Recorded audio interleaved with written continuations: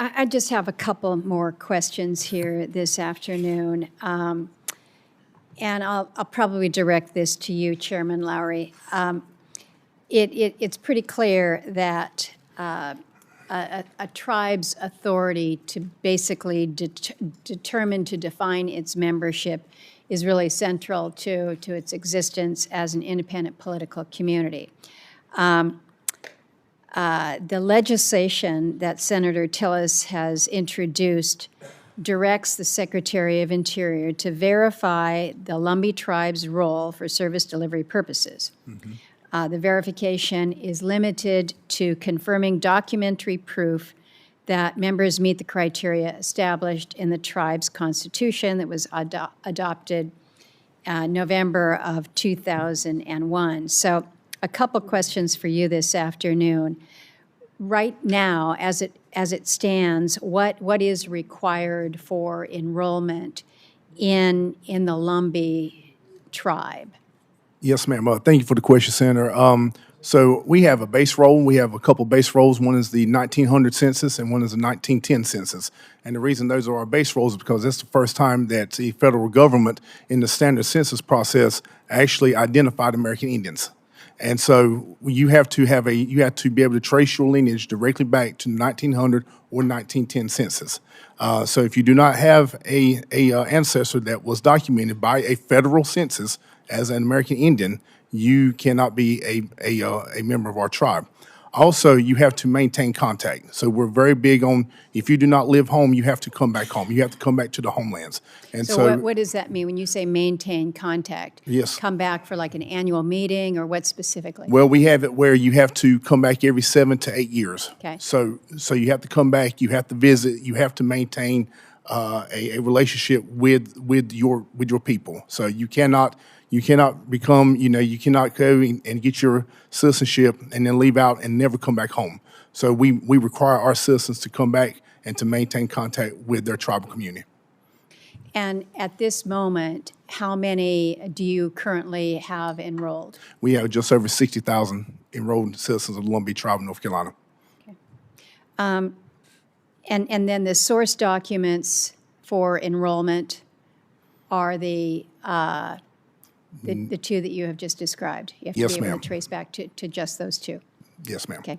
And then this one is probably directed to you, Ms. Locklear.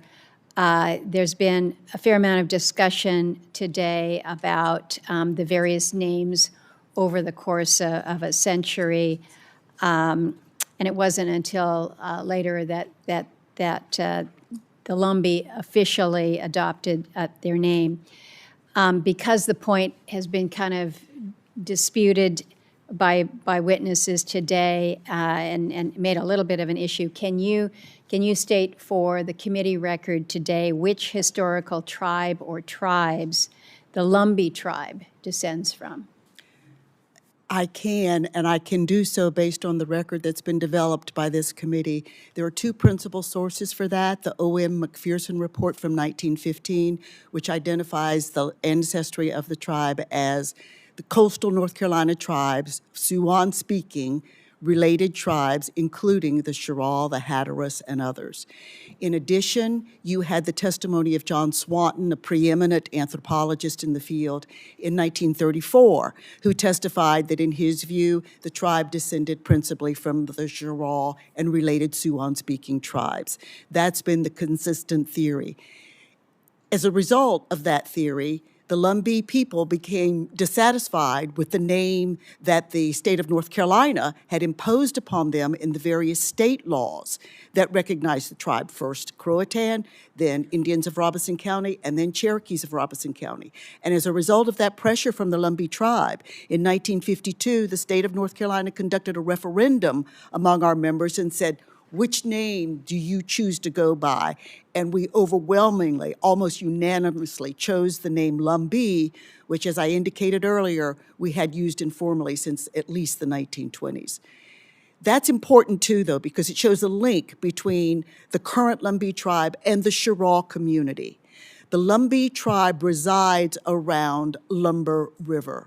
Lumber River was named that in 1809 by the state of North Carolina. Previously, it was known as Drowning Creek, and the first recorded map of the area in 1724 by John Herbert identifies the Cheraw residing around Drowning Creek.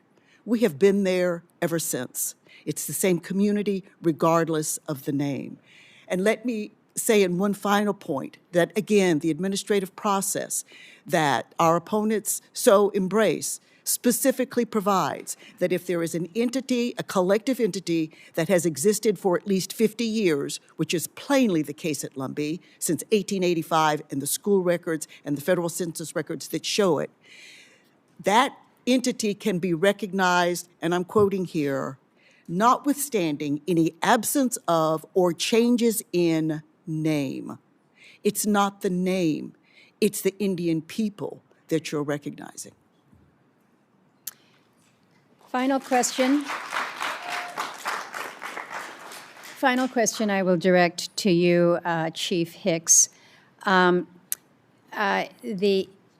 issue of costs has also been raised here at this hearing today, and you noted that estimates from CBO are a little bit all over the board, may not be entirely accurate here. Can you clarify for the committee what factors you think might be contributing to these differing cost estimates? And I agree with my colleague from Oklahoma that while costs should not influence a level of recognition of tribal status, it is something that I'm dual-hatted. I'm not only chairman of the authorizing committee, I'm also chairman of the appropriating committee, and so I can't help but want to try to understand some of the financial implications of this. So can you, if you're able, try to clarify a little bit about why we've got such a broad range of estimates that are out there? Well, I think as was brought up by both senators, around that question, we've had a third party take a look at the prior CBO score, and one of the things that was flawed in that score was typically CBO does a 5-year financial score. In that particular scenario, they only included 4 years for some reason. In addition to, we're fairly certain that, all of the federal agencies, whether it's IHS, whether it's BIA, BIE, amongst others, were not adequately included in that number, because if you go back to the prior 2 CBO scores, one of those was close to double in years prior to this prior CBO score. And I think it was around 21, 22 without having my notes. But again, we think there were flaws in that particular score.